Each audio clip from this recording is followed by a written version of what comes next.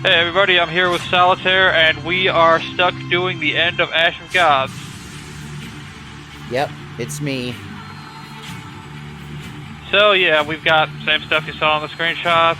Atrak is mad, we stabbed him repeatedly, or Atrak, or however you're supposed to pronounce this oddly fantasy name. The music is too good for this game. It really is. That's one of the crying shames of this game, is that the art is good, and the music is good, and it could have been a good game, and it's not. I know it's been called out in the thread before, but... Oh yeah, and if you keep watching, in a little bit we're going to show off a glitch where they apparently just never tested trying to change your items. So we have a minute of me rolling around like an idiot trying to figure out why I can't switch out Lofeng's loadout, but right now we're just leveling up Ramblin with the free levels he gets for joining Lofeng's party. Cool.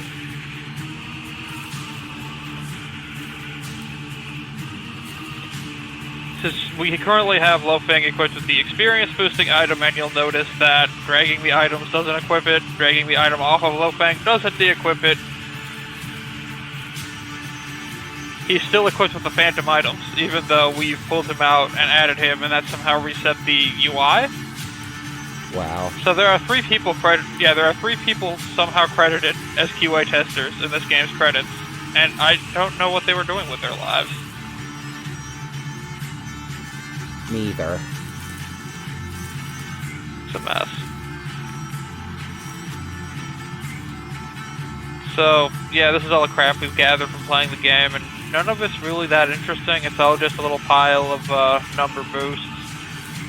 The only thing that really lets you have Eddie do abilities is that Whirlwind Sprint, where running doesn't consume energy, which is, like in Banner Saga, where you could move extra if you had the willpower. Here, it burns your energy. I don't know what the ratio is. Quite frankly, I don't care. Alright. So, you've used barely any of these cards, correct? Most of them are awful. I could go over them in the thread if they really want to, but a lot of them are things like, well, a random guy on your team takes 60 damage, and an enemy takes 60 damage, which is... Again, your guys take permanent injuries if you don't waste an entire day healing, so why would you ever do that? Anyway, the current cards I'm setting up. We've got Touch of Chaos, and they're mostly there because we can waste them on turn 1. Which, really, the thing is, I just need to waste cards on Lofeng to buy time. The two cards in the middle will buff his attack even further, and the Exchange of Souls is the big cheese one that we need to one-shot Atrak here. Yeah. Oh, Spirit Armor. Increases defense, most importantly usable on turn 1, and we can piss away a turn without Cloud Tower going down. Alright.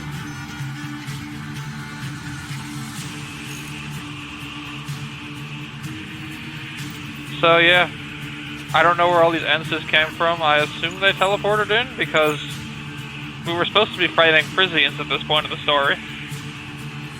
But yeah, we've got Ramblin and we've got Lofeng, and we're moving into the corner so we can start the Thorn Brennan Circle Jerk just without Thorn Brennan, because no one likes Thorn. Yeah. Alright.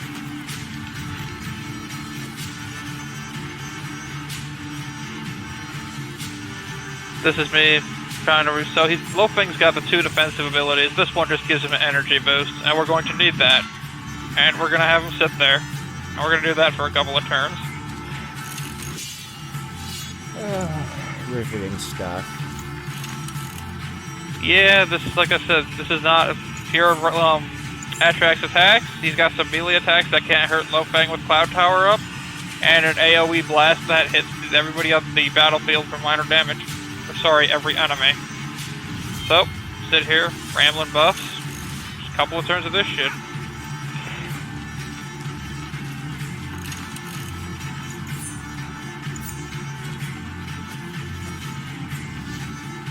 Strangely, there are a lot of video Let's Plays of this game on YouTube, and I don't understand why they put all of this exciting combat into video form. Then again, I'm doing it, so what do I know? Yeah, nobody... it wasn't my idea to make the finale a video. Yeah, well, I figured at least we should show off some of the game's actually pretty well done animations. Well, except for Atrak's framing, that's just lazy. Yeah. I mean, I've never seen this game in motion before. Probably wasn't going to if not for this update. Help. Alright, here's the power move. We split out Lo Feng and we put up Cloud Tower. Yep. Cloud Tower, for the uninitiated, makes him invulnerable to every effect of the game that's not one of his own attacks. Oh, and battle cards. Like, did they... I'm pretty sure they didn't even consider balance when designing this game. Like, I saw that design document where they were really crazy about wild swings back and forth in combat. It really does. I mean, on one hand, I can kind of see that Lo Feng is the hardest character to get to the end game. So, like I said, 99% of people are not going to be able to take him into this final battle because they're going to have taken the wrong path, and it's going to turn out that he's, you got the events where he slaughtered a village and there's nothing you can do about it. On the other hand, this really isn't that much more of a challenging fight when you bring the rest of the gang into it. Anyway, here I'm just wasting my turns buffing Lo Feng because I want some of the... At this point, I'd completely forgotten that all you need to do to win was kill Attract, and the game never, tells you what the win conditions are. So I'm trying to bait these guys into going up and meleeing Lo Feng. It doesn't quite work. So, it doesn't... So they don't tell you what the win conditions are, and has that been much of a problem? No, because 99% of the time, the win condition is kill everyone. It's only in Attract fights, like the first one and the third and this one, where you can kill him to win. Alright, here's our cheese combo. See, this is going to swap all the health and energy, so Attract goes down to 252 health instead of 205 health. So which means we can one-shot kill him with Lo Feng's AoE attack. See, I know a card like this in Magic the Gathering that was super overpowered and restricted pretty early on. Which one are you thinking of? It's just called Balance, and... Yup. Yeah. I guess I don't need to explain it to you. Viewers can look that up if they want. Feel free to explain it for the thread, because it's not like this game is super exciting on its own. Oh look, Okay, Attract's well- dead. Who could have seen that coming? Okay, well, it just has both players discarding, permanents like enchantments, lands, creatures, and cards in hand until they have even numbers of each, and it's pretty easy to set that up so it goes in your favor. Oh yeah. Like, massively so, apparently. Well, here we're gonna get... Remember when... I don't know if anybody remembers this, because there's so much dialogue in this game, but we're gonna get the one line of Tibby Bar, and there was this whole little subplot going where Kama's trying to emphasize that he's the most terrifying of the Reapers. Sir not appearing in this game. No, he has this one line. And then Adna talks to him in her dreadlock form, I guess. And then, yeah, this is your official end of the mystery box. Because I've been spoiling it for the thread, where it turns out that Sheila's actually been a Reaper the whole time, and blah, blah, blah, yada, yada, yada, yakety smackety. Yep. Yeah, some twists just aren't worth spoiling, and I feel like this is one of them. I mean, it just gets weird at the end, because I've had the whole Christian allegory thing going, and the game is going to take the last 10 minutes and completely turn it into some kind of wacky atheist screed. Oh, really? We'll get there. Yeah, this is the... I only just recently watched ahead and found this ending, so I haven't had much time to process it. Sure. So yeah, this is the exciting conclusion to the riddles, is that apparently Hopper has to gaze at Reet intensely, and then he can cast, he can do whatever the hell he's doing here. Right. I think there was a line about, do you think this is a game? And it's like, I don't like it when this game gets cute. Anyway, yeah, here's the magic thing that's happening, and what's happening is that he's supposed to be invoking the native gods of Terminum or some shit, who was like that Jesus guy that rose up and caused divine retribution, maybe? Uh-huh. And they're supposed to be protecting us from the extra-dimensional gods, and I mean, how much of this do you understand, honestly?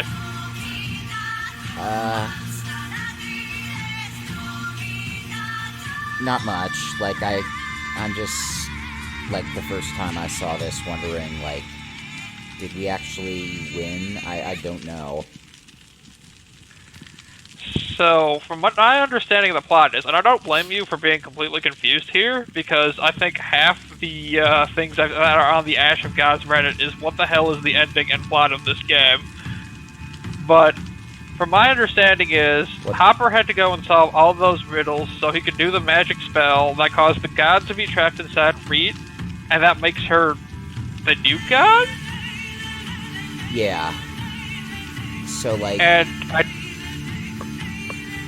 So, I think it's like the god entered her body, but can't control it at all. I think so, but wait, keep watching, because it gets more confusing. Also, Yeah. Hopper dies because we So got that his was my curse power first too high, impression so... Here. Because, yeah, that's And what they're then- saying here. And then this happens. Yeah, we get the whole... I mean, this is basically the plot dump of we didn't explain it. So now we're going to dump the plot on you now, while Lo Fang and Reed are having an awkward makeout moment where she's hugging him and he's awkwardly holding his sword. Okay. Which, Oh, and Hopper dies, but then he just becomes this ghost form or whatever, so it doesn't really have any pathos. Yeah, like... Except, I guess... I think Go ahead. it was... So, according to your Shula arrived at Hungry Step the interpretation same day dark previous clouds to this... loomed Oh, over fuck Opacum. this. She was gazing gloomily over the boundless Yeah, river there's when a the Menhir epilogue. was destroyed, and I don't think it works. beheld the dreadful ritual. Yeah, this voiceover She sucks grimaced. ass. But not because of the deadly This- desert. Oh, it that gets awaited. worse. At least Though right the now events he's in reading Opacum unfolded 1,000 leagues what from the her. actual words Shula are. felt That's every going to moment. change in a couple minutes. Because, yeah, right now we've got, okay, Hopper died, but he could just go possess somebody else, so I guess he's going to find another mentally ill guy or whatever, and that's supposed Yeah, to be maybe according a to your tragedy? theory, like, I was expecting him to die for good, like his compatriots in the opening, but I guess not.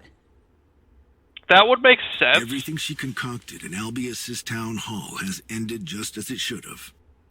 Did she know that by going against her deity's will, she'd be able to seal it away in someone's flesh and blood? She couldn't answer.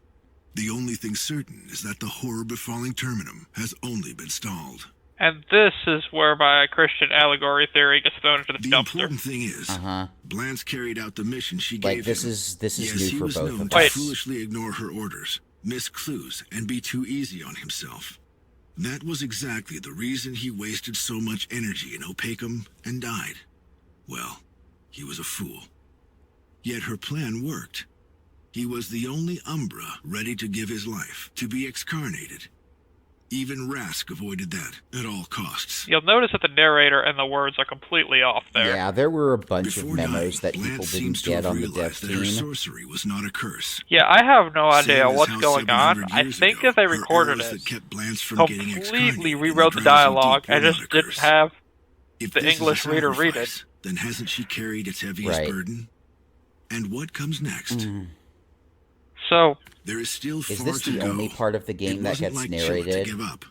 with... She thought there's a not like of her chapter honor, openings nor will get even her own narrated, like plan. when you have delicate the guys razor talking about how steel. Thorn rushes in a Nor battle did like she he's wonder late for a how it would meeting. all end. Yeah, Her ending so that was part like gets the read chap- out loud? That part gets read out loud, this part gets read out loud, and then there's a part after the upcoming cutscene that She doesn't thought get about read her out coming loud. journey, and I even see. about her whole life. Like, even aside Being a from one-way the trip voice and not about matching pain it, and death, burdening more I than don't just like this Terminum's performance dwellers. at all. The one sealed away in the center. I mean, of the I feel like corrupted I've land heard much worse, but That's I where don't she's know. going. It's just... She must make it. it's pretty dull. Yeah, it feels flat to me. Not quite like reading a grocery list, but still doesn't have the gravitas I'd expect. Oh look, it's that fucking scorpion that they totally could have animated. Yeah. Okay. Another very silly reveal is going to be coming up, and it's something I spoiled in Chapter 3 because it's kind of hinted at if you decipher the awfulness that is this game's dialogue, but oh boy. Yep.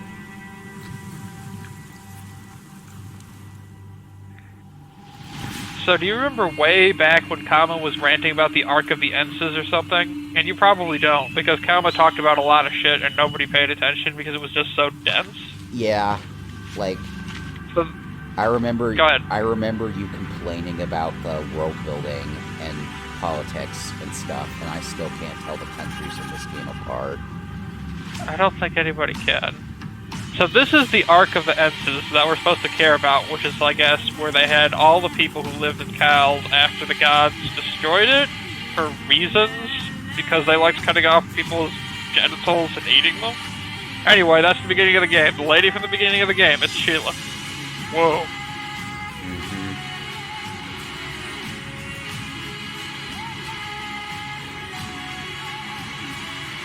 Then, yeah, I have no idea what the hell is going on here.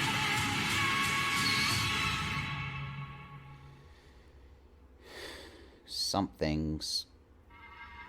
So yeah, this isn't red, which makes me think that it was added later, because it's supposed to be an explanation of what the hell we just saw.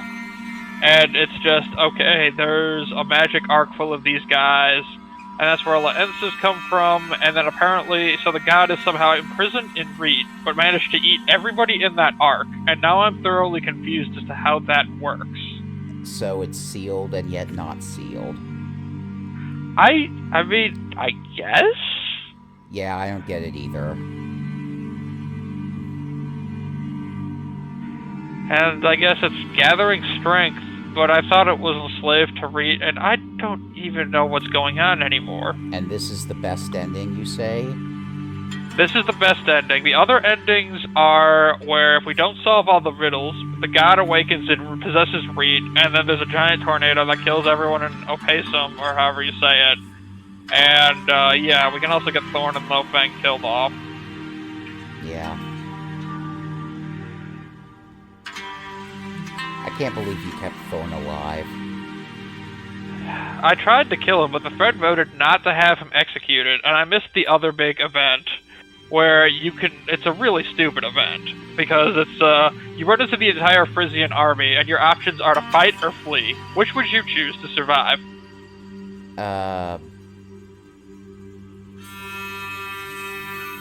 Flee, I guess?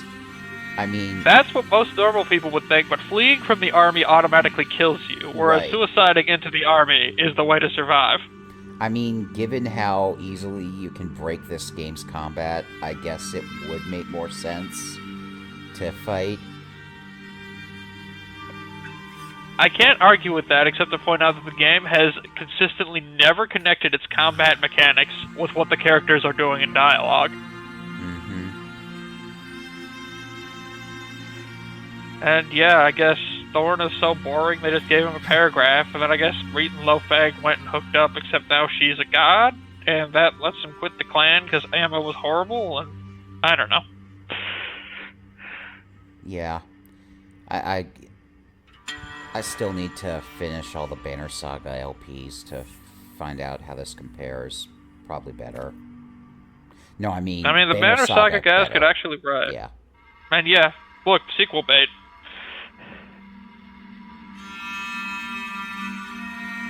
Yep. Just... It's like you said, people have trouble ending stories. Yeah, well, since you're here, what's your impression of the game overall? Other than it being, like... Other than... First, I hope the artists and musicians can find better projects to work on. And also, I'm weirdly reminded of Pathologic now that I've seen this ending. Because both of those games have, like, a reputation for having weird and janky translations from Russian. And that arc unfolding looked a lot like the Polyhedron from that game. The difference is that Pathologic is actually good once you get used to it. That's fair. Yeah, I think I have to agree with your assessment and just say this had a lot of potential. Like, the artists are good, the musicians are good. But And in the hands of competent writers and programmers, they could have made an excellent game, but instead we got this. so yeah, there were a lot of bad decisions made pretty early on, like going with the really swingy combat and hewing too closely to plot beats from Banner Saga, or character beats, I guess I should say. It feels like it feels like some of both, where you've got, okay, the monster attacks the village with where the father and the daughter live. It's literally just taken from Banner Saga. And then you've got, I think, Hopper maps to Even pretty well, or is it Ivan? I'm not sure how to pronounce it. Sheila is Juno, who is kind of the wise, mentorish wizard character. And you could argue the overall plots are the same. It's kind of a mess, because we still don't know what the heck people were trying to accomplish here. Maybe they don't know either. There's at least 3 different writers on the credits. Yeah. Were they talking to each other? I honestly don't know. I know the middle guy is like some award-winning Russian fantasy author that they wanted to use this game to popularize his works here. The top guy is the guy who I think this game was his passion project, and I have no idea who the third guy is. Alright, well, hopefully I've learned something from this game's failures. Because I do want to write fantasy stories at some point, and I don't get that many first impressions to get it right. Well, this is the end of the video, so thanks for coming along, Solitaire. You're welcome.